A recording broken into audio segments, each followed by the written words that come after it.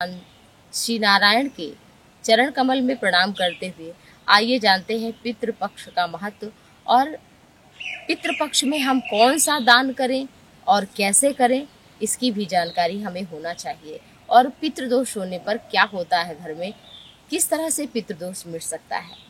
जैसा कि आप सभी जानते हैं कि अभी 15 दिन पितृपक्ष 16 दिन रहने वाला है।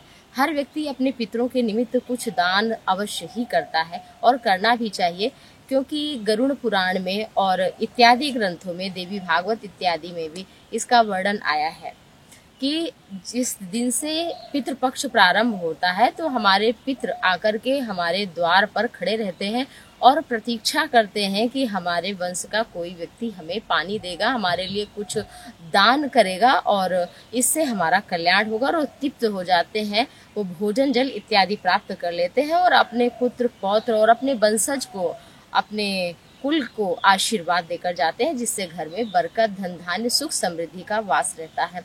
जिन्होंने हमें जन्म दिया उनके लिए भी कुछ कर्तव्य हमारा बनता है।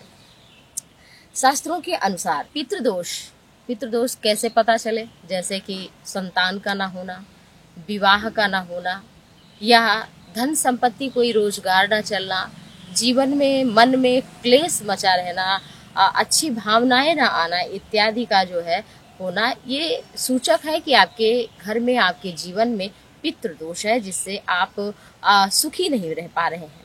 तो इसके लिए उपाय ये है कि आप इन 15-16 दिन में एक अध्याय का पाठ करें श्रीमद् भगवद गीता का, जो भगवान श्री कृष्ण ने अर्जुन को सुनाया है।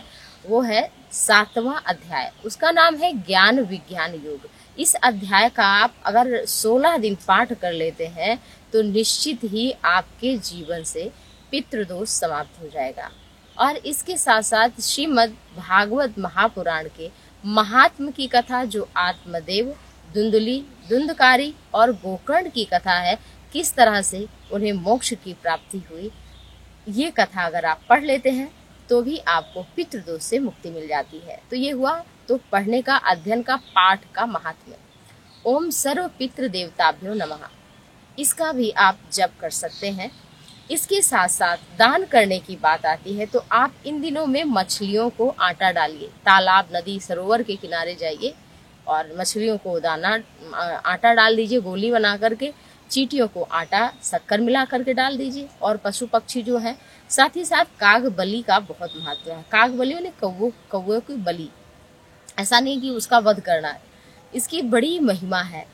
कौवों के द्वारा भी हमारे पितरों को भोजन इत्यादि इन पशु पक्षियों के माध्यम से ग्रहण कर लेते हैं। तो आपको करना क्या है कि चावल बनाना है, अच्छे से भात पका करके खूब, और उसमें फिर थोड़ा सा गुड़ मिलाना है, थोड़ा दही उसके ऊपर डालना है, और जो पलास का पत्तल होता है, जिस शादी इत्यादि में जिसका उपयोग होता है, शुभ माना जाता है, उसके ऊपर ये रखना है और रख देना है। जहाँ कौवे इत्यादि आते हो वहाँ खा लेंगे तो निश्चित ही आपको पितृदोष से मुक्ति मिल जाएगी। घर में पीपल का उगाना, ये भी पितृदोष का लक्षण माना जाता है। तो ऐसी स्थितियां हैं तो आप कागबली इन 15-16 दिन में, वैसे हर दिन आप कर सकते हैं तो भी करिए। भगवान शंकर को काला तिल अर्पित करिए, इससे पितृ तृप्त हो जाते हैं। जहाँ भोजन आपके घर में बनता है, जल रखा जाता है, जल इत्यादि का निकास है, वहाँ दक्षिण दिशा में आप दीपक जला दीजिए, इससे भी पितृदोष से मुक्ति मिल जाती है। इसके साथ साथ आप कौवा को, कुत्ते को दीजिए, और छोटा सा हवन भी आपको नित्य करना चाहिए, संभव हो तो। नहीं तो जिस दिन सर्वपितृ अमावस्या के दिन और जिस दिन आपके घर में श्राद्ध हो रहा है आपके पितरों के निमित्त, उस दिन भी आप कर सकते हैं। कद्दू की सब्जी का बड़ा महत्व है, तो जिसे सीताफल कहा जाता है, तो कद्दू ले आइए, उसकी सब्जी बनाइए और खीर बनवाइए और पूड़ी, इनको मिला करके गाय का उपला लीजिए और इन सबको मिला करके अनामिका उंगली को लगा करके, और ये तर्जनी उंगली इसको छोड़ करके आप हवन भी कर सकते हैं।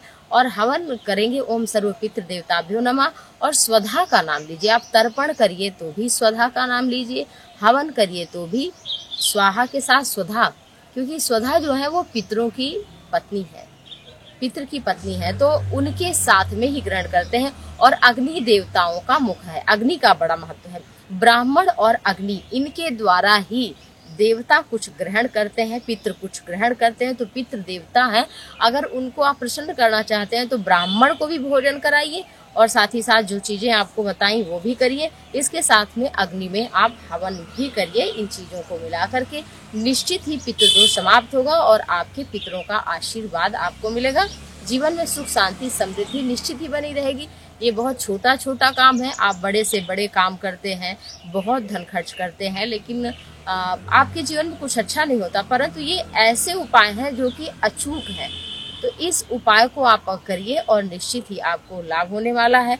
आपके पितर प्रसन्न होंगे, आपके जीवन में सुख समृद्धि शांति बनी रहेगी। जय सिया राम।